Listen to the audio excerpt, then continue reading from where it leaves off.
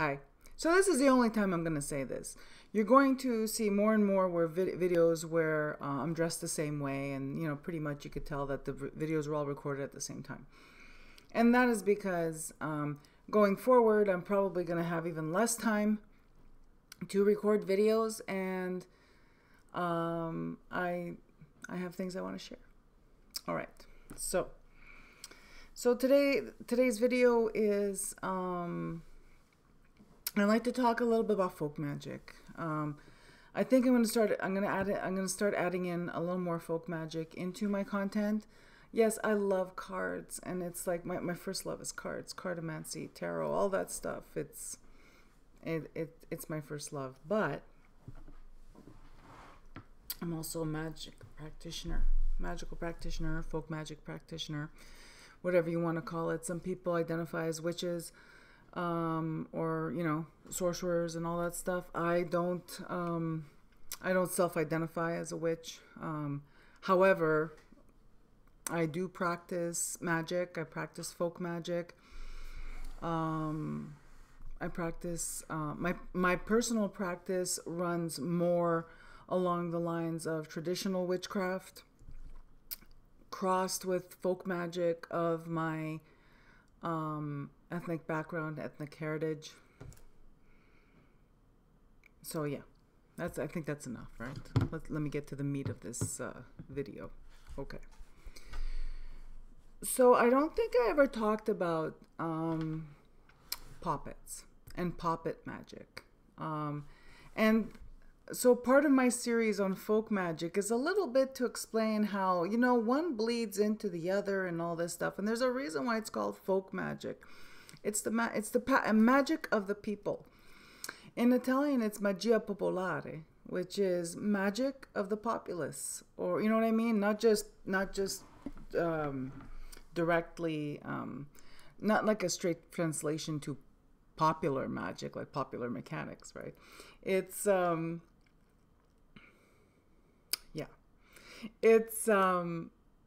magia popolare means it's the magic of the people. This is not high magic. It's not ceremonial magic.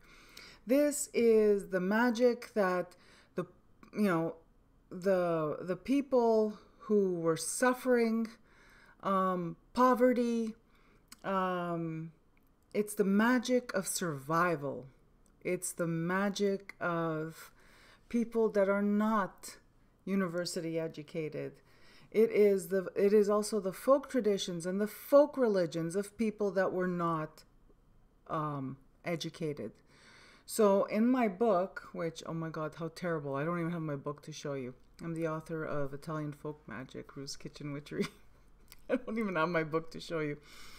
In my book, I explore, and I let you in and I explore and I talk about the folk magic of the people that raised me, that were from, thank you. In here, I talk about Southern Italian folk magic, specifically, and Central Italian folk magic, specifically the folk magic of Abruzzo, where my father is from, and Apulia, where his family was originally from Apulia, which is not in Abruzzo. Sorry, I got distracted. Okay. My father's grandfather was from Bari. My father was born in Abruzzo, and his father was, I don't know if my grandfather was born in Abruzzo or if it was an immigration situation. I don't know. So there's that in here. There's the folk magic of Sicily, because my neighbors were Sicilian growing up. There's the folk magic. There's some folk magic in here. It's basically central to Southern Italian. So Campania. There's the folk magic of Campania in here, and Naples, because my uncle who raised me was born in Camposano. You know what I mean? And it's like all my relatives were from there. And that was, at the time it was province of Avellino, and I think then it became province of Naples. I'm not sure. But the largest city closest to my uncle's hometown was Nola. So anyway, those of you watching that are from Italy or from these areas, you're going to recognize all these names. My father was from Abruzzo, but he wasn't from he was from the province of Pescara, but not from the beach. He was from the mountains. He was from Tocco da Casauria. So this is what I talk about in my book, because it's basically it's to honor these tremendously important people to me who taught me what I know. But like every other practitioner of anything, of course, me being born in Connecticut, growing up in Montreal, and now living in the Pacific Northwest of Canada, I'm not practicing the same folk magic that my grandmother was practicing in Abruzzo, or, you know what I mean, or that my neighbors were practicing in Catania or Cattolica. You know what I mean? Like but it's a little bit of everything. But not a little bit of it, but they have influenced my practice.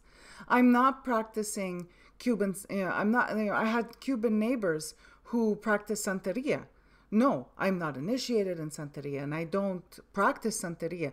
But I'd be lying if I said that Santeria did not inform my practice because of contact.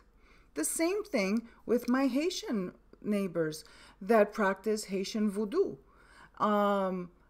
Of course, these people that were my neighbors, friends, people I love, they were like family to me. Of course, their practices affected me. And what I'm trying to explore a little bit in my video is that there's no way that I could practice a pure folk magic like my grandmother did in Tocco when she was there, that it's impossible. One, geographically, I am like nowhere near there. I'm in the Pacific Northwest of Canada. Two, I have been exposed to other folk traditions. I've read other books. In the 90s, I read all the books that were available on Wicca because that was the big thing back then. Witchcraft and Wicca were interchangeable in the 90s. It has since, like that was like more than 20 years ago already. So you know what I mean? It's like that has sorted itself out. And now, like, there's like clear demarcations between traditional witchcraft and Wicca. But at the time in the 90s, when I was I had a bit of a disposable income because I was working. I was able to go to the metaphysical shop and buy books. I'm reading books on Wicca, even though I think I'm reading books on witchcraft. So now, for me, that didn't click at all. It didn't click at all. It didn't click for me because I was raised Roman Catholic. Okay, well, you know what I mean. Like Catholic, the way Italians are Catholic, right? We go to mass for sacraments, holidays, funerals. We're not going to. If you're my generation and you grew up, you know what I mean. It's like we're not going to church every Sunday. And where I grew up, we didn't even go to a church. We went to the school gym. So one of the primary schools, the gym was set up like church for mass. And that's where we went. All right. Where was I going with this?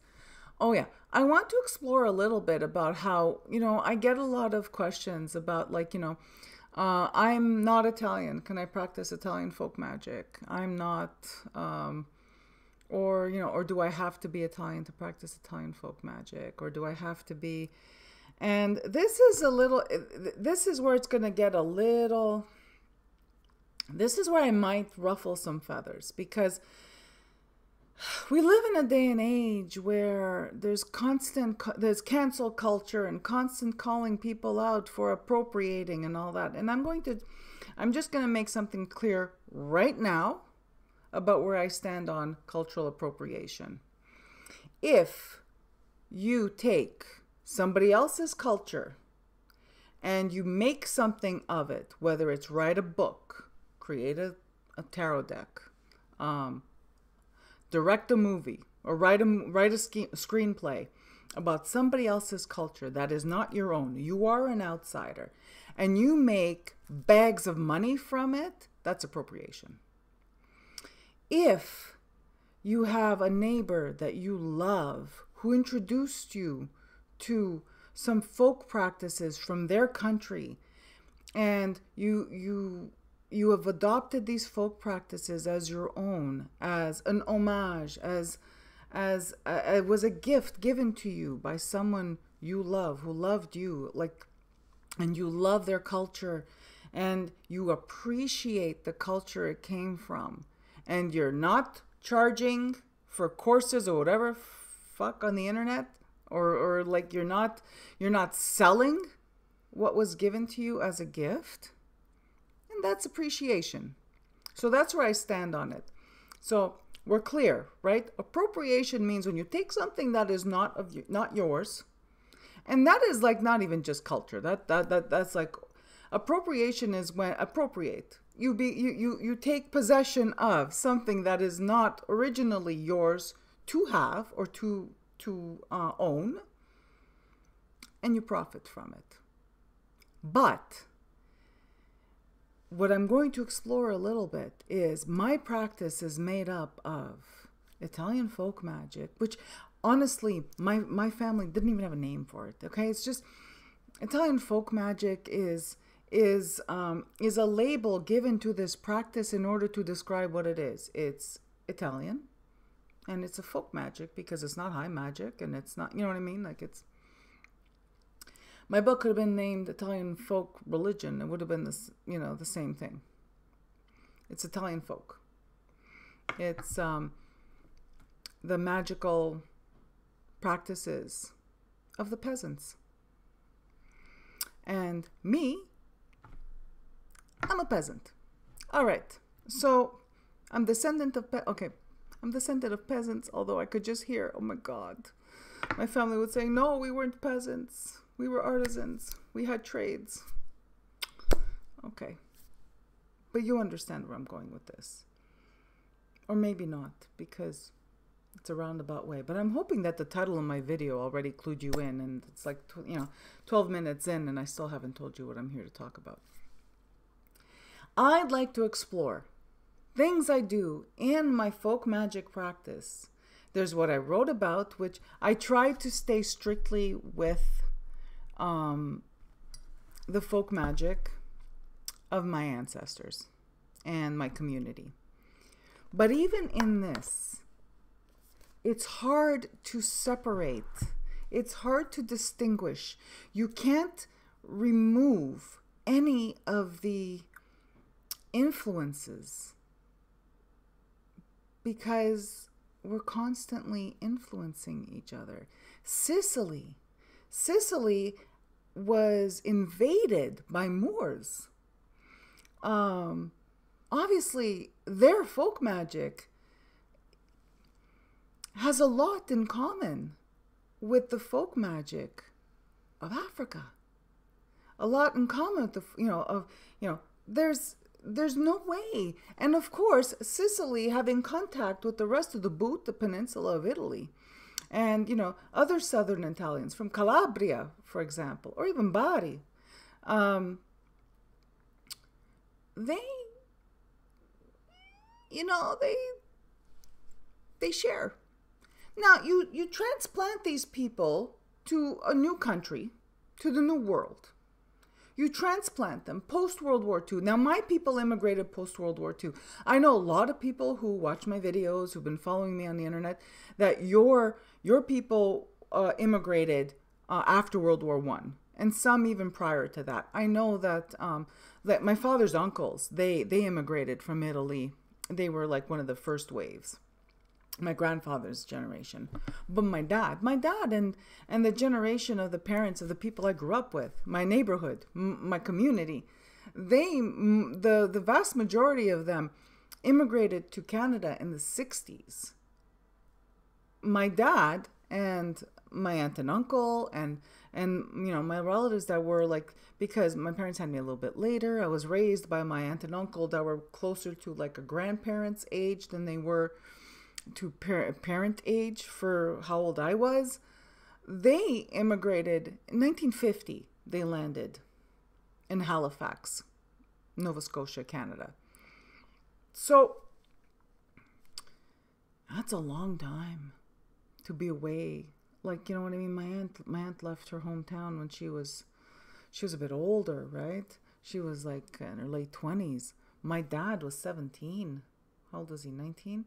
My dad was 17, 18 years old when he left his hometown.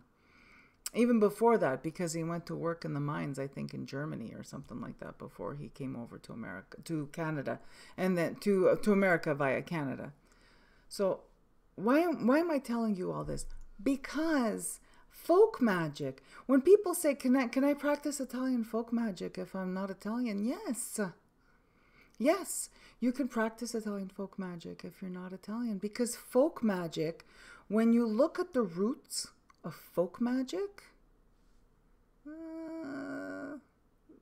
let me just say, I think you need to do a little research, and you'll be very, very surprised to find out that, well, just like what I did, and for me, it's all anecdotal. It's just from interacting with people that practice folk magic, that doesn't matter where you go in the world, where people practice magic, the principles are pretty much the same. Their spirits change. Their traditional meals and stuff like that. Of course, they're based on their locale. Their spirits are different because, you know, ancestral spirits, of course, are going to be different for, let's say, like when like my friend who was from Cuba, her ancestral spirits are different from my ancestral spirits. My friend that was from Haiti, her family was from, she was actually, both of them had immigrated, one from Cuba, one from Haiti. Their ancestral spirits, of course, are different from my ancestral spirits. But the connection to spirit, the connection you create with spirit, the work you do with your spirits, all that, there's a lot of commonalities. There's a lot more in common than there's a lot more that's in common that's different. All right. Now, add to that mix the fact that my mom, it's a little difficult to explain. My mom identified as Slavic. Ethnically, it's a little murky because of my upbringing and the fact that my grandparents were freaking slaughtered during World War II. My mom struggled with mental health issues, and we were separated when I was 5 because she was institutionalized. So whatever information I got from my mom was when I'd visit in the summer, and you know what, I only became really interested in like finding things out when I was in my teens, and it's like, anyway, what I'm trying to say is that it was rough. My mom passed away in 2012. But what she left me with was, a wealth of, she did the best she could with, under the conditions that were set by fate. And she left me with a lot. And what she left me with was a strong identification with Slavic culture. Now, my maternal grandmother, my understanding was from Russia. So why am I giving you this whole background story? Because I want to talk about something today, and I'm going to be talking about other things as well, because my practice is informed by all these people, all these influences, just like your practice. Your practice is essentially your own, but it's informed. Right now, it's informed by where you came from. It's informed by who your neighbors are. It's informed by the books you read. It's informed by the content you consume on YouTube. Your practice, you're probably not even aware, is even informed by me. You know what I mean? It's like by your exposure to me and to other people that talk about folk magic and their practices and all that stuff. So now, 20 minutes into the video, I wanted to share something with you. And it's something that I've been wanting to share for a while. And I've already shown you this object, I'm pretty sure, in a past video. It came wrapped like this. This is how I found it. When we moved into this house, there were some things that belonged to my late mother-in-law. And my late mother-in-law was, again, because when it comes to World War II, everything is sketchy. Where people came from and who they were. And because, you know, people were just freaking fighting for survival. They were just fighting for their lives, right? So, the most, like the story I got, for lack of a better word, is that she was from Romania. And she spoke many languages and all this stuff. Fascinating woman. My one regret is that she passed away before I could even meet her. I found in this house that we moved into this. It was wrapped like this. And in it, in this plastic, let me put the sheath back on it, was this. This is a doll. Those of you who are Slavic and you're watching this video, could you please type in the comments below what this is called? And what's interesting, it's got two faces on it. It has this one and it has this one. Now both of them are happy faces, but I just find it interesting that one is male and like one appears to have a girly face and the other face appears to have more of a not girly face, more of a boy face. All right. I keep this because I think it's incredible that I came across it. I came across it in a bunch of her sewing stuff. It came with this little canvas bag. It slides right in.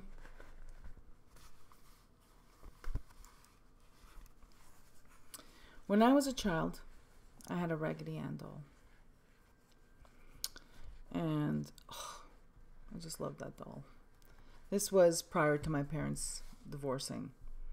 And I think I got that Raggedy Ann doll. I want to say it was a birthday, it wasn't Christmas, because I kind of remember Christmas versus, or maybe that doll was always there. I don't know. So it was a Raggedy Ann doll.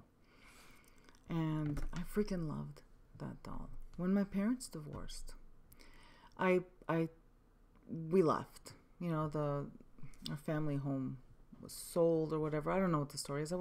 I'm sorry, people. I was 4 years old when all this happened. So it's all sketchy. Like, it's from the point of view of a 4-year-old. All I know is that we packed up our stuff, me and my mom, and we ended up in Europe.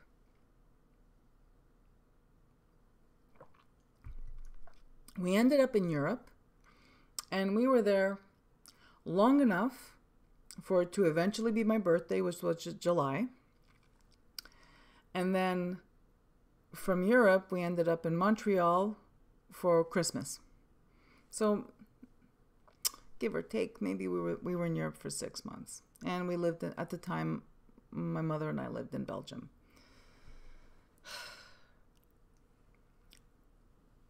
All this traveling, I'm 4 years old, with my mom. My mom had emotional issues. She had, like, you know, mental health issues.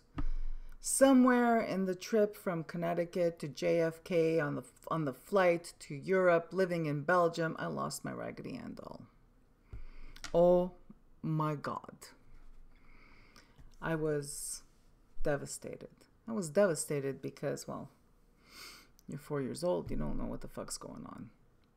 You have a mom, you know, you have a mommy, you have a daddy, you're living in a nice little house.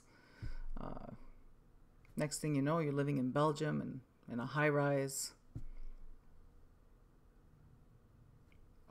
Just with your mom. Your mom is sleeping or crying all day.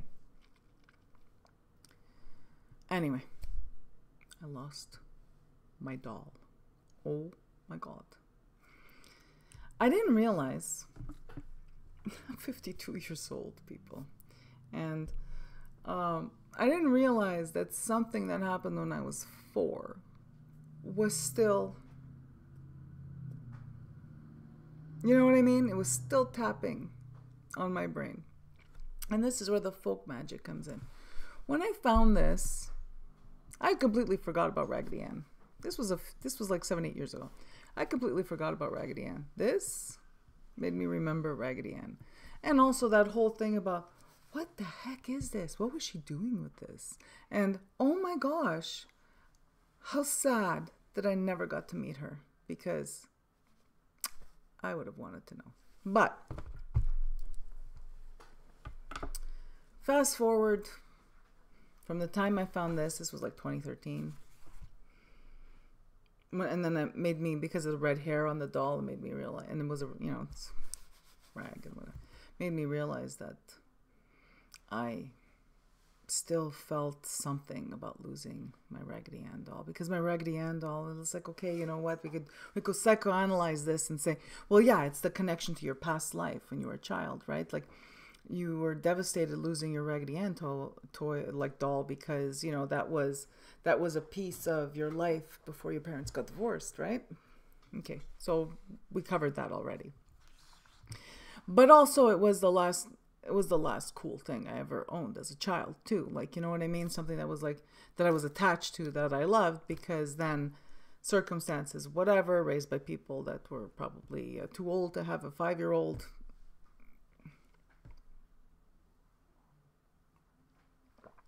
My mom, when I was a kid, would bring up this doll that I lost.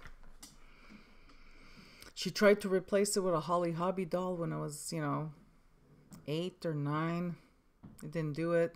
Hang on, I'll be right back. Okay, I'm back.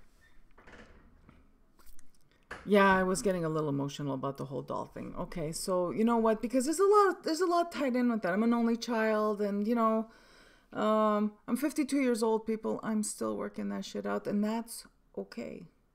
That's okay. If you're out there and you're younger than me or older than me and you're still working out shit from childhood, that's okay. Don't give up. Still work. Still, what I want to say is, I'm not an expert. I'm not a psychologist. I'm just someone who's been through a lot of like crappy shit. And I've come out the other side. And what I want to do is cheer you on and say, you know what? Keep at it. Whatever it is you need. If don't let yourself get buried under all those rocks from your past. Don't let your childhood traumas or pain or whatever, don't let it become shit that you leave in a closet or in a room that you never address. You know what I mean? Maybe not. I don't even know what I mean. What I'm trying to say is, I keep revisiting it, not to ruminate and not to wallow in the pain but to understand. Now that I'm 52 years old, I don't know how many times I have to tell you how old I am. We get it. You're an old bag. All right. Now that I'm at the age that I am, I'm better equipped. I'm more experienced, of course. But I'm also better equipped to understand the people that were adults when I was a child. My aunt was my age when suddenly her brother's daughter, who was 5 years old, was dumped pretty much on her doorstep. Here, take care of my daughter. I'm trying to imagine myself if suddenly a 5-year-old was dumped on my doorstep. What would I do? How would I do? I'd like to think that I'd be better. But also I have to respect how freaking hard that must have been for someone who raised her own child, who's practically an adult, and then suddenly has to do it all over again. Maybe not maybe she was voluntold by her brother. I don't know. So what I'm trying to say is that at my age now, I'm better equipped to have compassion for all parties. But at the same time, I think it's important for those of us who have had bad childhoods or hard childhoods or painful childhoods, that we have to recognize that. And now we're in a place where we need to take care of that part of ourselves. And there's ways of doing it. Some of it is just revisiting some things and say, okay, well, you know what, maybe I wouldn't have done that. But I don't know. In terms of what the adults, what their motivations and their reactions were. But also to recognize, okay, I was a child and I was distraught and I was constantly crying. Yeah, I know, me too. I'd be like freaking out at a certain point. When is this kid going to stop crying? Me, I have to tell you, I still remember what it was like when I moved in with my aunt and uncle. I had already been in foster care once and I had settled in, and I really, it was a good situation for me. And then I was suddenly like picked up on a Saturday and brought over to relatives' home, which was different because there in foster care, there was a boy that was my age, and you know what I mean? Like it was, I fit in pretty quick. But also that whole thing, that uncertainty. Well, where do I live now? Like, who are the adults now? Oh my God. So I cried and cried and cried and cried. I know it's half an hour. I still didn't tell you what I'm here to talk about. Sorry. I'm trying to give you an understanding of what I'm gonna show you. I'm also wanting to like reach out to those of you out there that might be experiencing something similar. In essence, as adults, it's really important, I feel, for us to look back. And instead of pointing the finger at they didn't do this, they didn't do that. My dad suffered tremendously when he was alive because of his childhood. His childhood was just, it was constantly present from the moment I was born till, he was in his 60s, and his childhood was still ever present. The hurt, all of it. And I wish he was still living, because then I could tell him, you know what? Yeah, you know what? These people were really shitty. But now you could take care of yourself.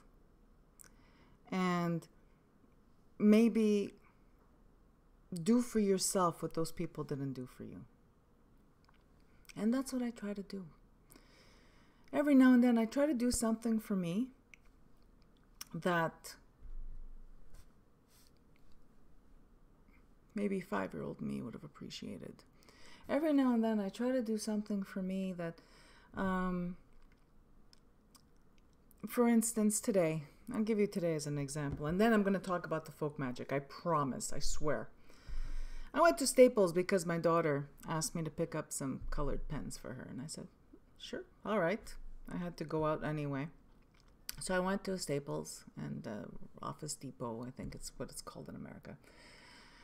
And I got her, and I saw they had this Crayola display. Oh God, people, I see a Crayola display, and it's like I'm suddenly like 5, 6 years old, because when I was 5, 6, 7, 8, 9, even 10 years old, all I wanted was Crayola crayons. All I got was those off-brand, the kinds that don't color. Anyway,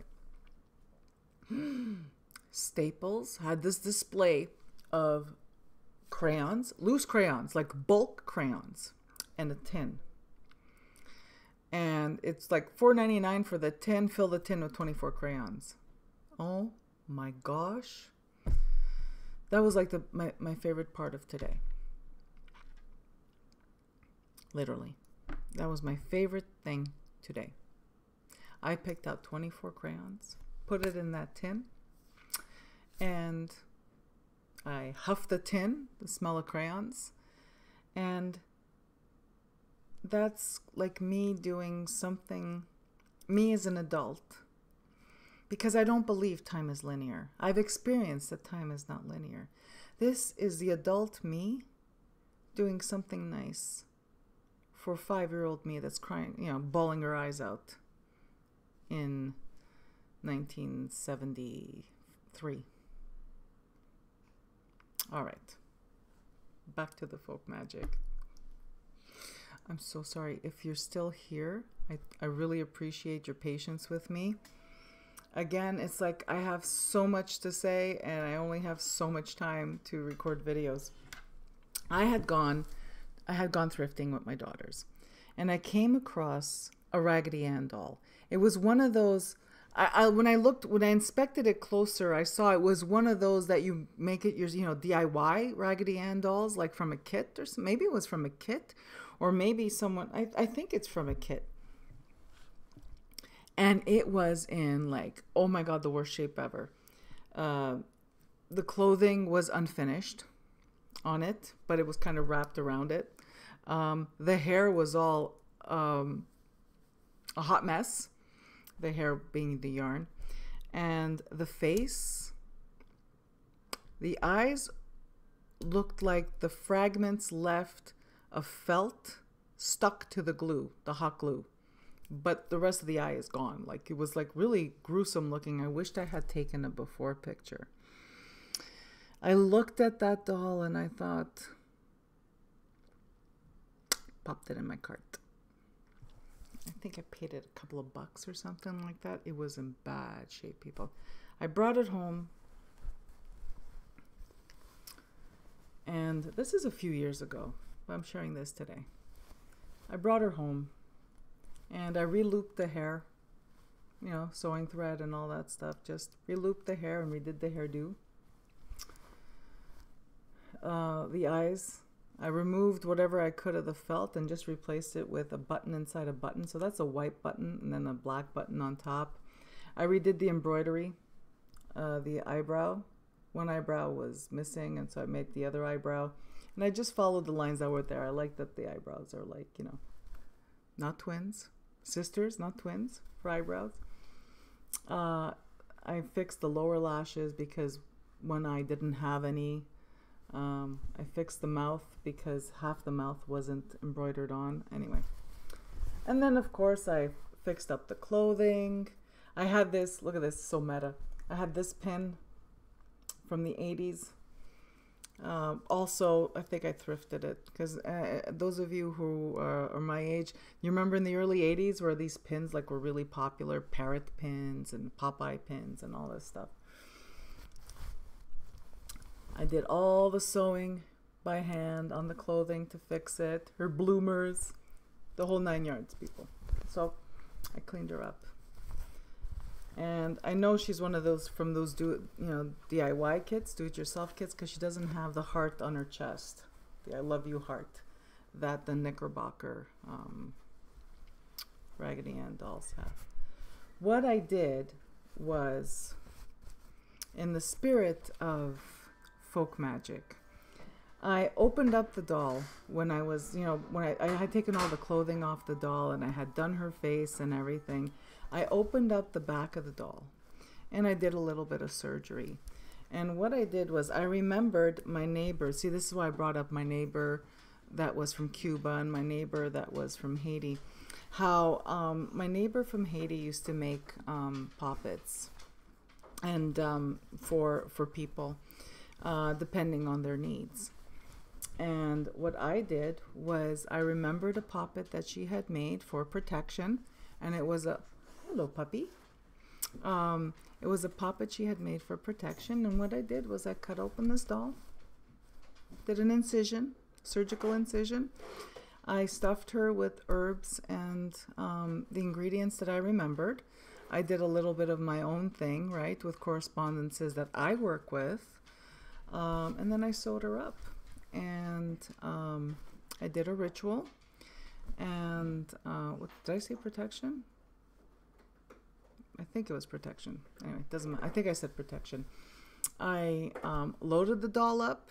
I did a ritual, and this is this is a doll that I work with when I'm feeling like I need to connect to my inner 5-year-old. When I feel like I need to do something for my inner 5-year-old, usually that's when I'm feeling scared, uncertain. When grief revisits me, because I've been grieving my entire life, people. So grief is something, it's cyclical for me. I do rev a little melancholic. When I'm missing my mom, this is when I work with this doll. I may do a ritual. I may pray. I may just sit and connect with my inner 5-year-old, and sit with those feelings of being separated from my mom. Sit with those feelings of grief, and when I'm done, I usually feel better. Sometimes I don't. Sometimes I don't, and that just means that I need to sit a little bit longer to find out why I'm not feeling better. But then I eventually do feel better. And this has been so helpful. I can't even tell you. I'm trying to explain it to you. But so what I'm trying to say is, this is not an Italian folk magic practice that I know of. But this practice, and I've done it with other stuffed animals as well. I've done it for other people. It's something I learned from someone I love, who was my neighbor and friend, and it's become part of my folk magic practice, and it's my own version of it. No, it's not that I know of that it's Italian folk magic. I can't imagine any, there's nowhere in my memory that I saw people in my family and my community practice this. This is my friend and neighbor who taught me about Poppets. And it's part of, and Poppets are part of my practice, because my practice is informed by all the people who have, all the people who are in my life, all the people who have been meaningful and important to me, and all the people I love that shared with me their practices. So I think that's it for this one. I would like to thank you so much for your infinite patience. I know this was long-winded and took me a long time to get to the point and to show you my Raggedy Ann doll.